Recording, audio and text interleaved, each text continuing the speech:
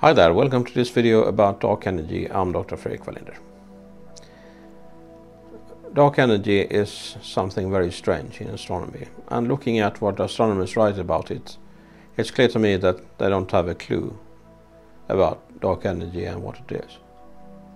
So why bother? The answer is that it seems to dominate the current and the future universe, and therefore controls the evolution of the universe in the future. As we saw in the dark matter video, all the regular baryonic matter, such as stars and galaxies, and dark matter are together about 25% of the universe. That leaves about 75% unaccounted for, which make up the dark energy. The next piece of the puzzle was the observations of distant supernovae, which provided information about the rate of expansion of the universe, and this is in 1998. The expected outcome was that gravity between the galaxies should slow the expansion rate, but the observation showed exactly the opposite effect, so the expansion rate increases with time instead, and that was a complete shock for many astronomers. But they had to explain the observation somehow, and then they remembered that Einstein put in a cosmological constant in his gravity theory, which acts like a negative pressure, pushing things apart.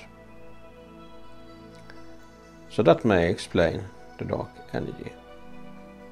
And the constant means that it's really constant, so if you measure it close to Big Bang and today, you get the same result, which is very strange. Let's see how the expansion affects the other stuff in the universe. The astronomers use a so-called scale factor as a clock for the expansion history. The value was 0 at Big Bang, and the value today is unity.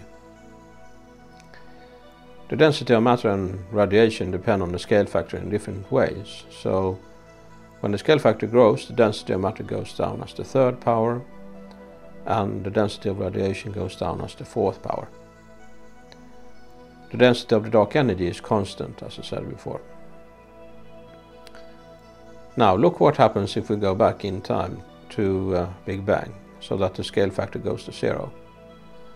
Then the density in radiation will grow the fastest, so the universe was dominated by radiation to begin with. Then after a while, as the scale factor grew, matter took over. So the universe became matter-dominated, as astronomers call it. As the scale factor grew further, both radiation and matter played a smaller and smaller role until the density of the dark energy took over. This is apparently what happened about 6 billion years ago, which means that the current and the future universe is controlled by dark energy. So what happens now? The different alternatives are shown in this figure. The expansion rate actually slowed down at first due to gravity, but later on dark energy is more and more dominant. And if the dark energy content is really constant, we get the pink line. But current observations cannot tell whether the dark energy is really constant or grows or becomes smaller in the future. A growing value means that the expansion rate grows faster and faster, a scenario called the Big Rip, as everything is ripped apart down to the subatomic level. In that case, there can be no galaxies, no stars, no planets, or living beings. The scenario where the dark energy pressure becomes positive produces the opposite effect, which leads to the big crunch sometime in the future, where everything in the universe collapses to a point. So what will happen? Nobody knows, but perhaps the favorite scenario after all is the constant dark energy. And that means that the sky will eventually be totally dark and time will pass on without not much happening. We should keep in mind that cosmology has been full of surprises, and that will hopefully continue as we get new observations. One alternative that is investigated are more realistic models which take into account the nonlinear structure of the universe, which is not taken into account in the standard model as I have discussed before.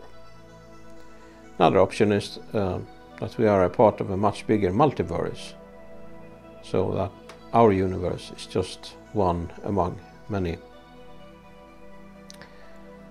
Okay, I think I will stop there. I hope I have convinced you that cosmology is a fascinating subject. Please subscribe if you want more videos of this sort. Until next time, thank you and goodbye.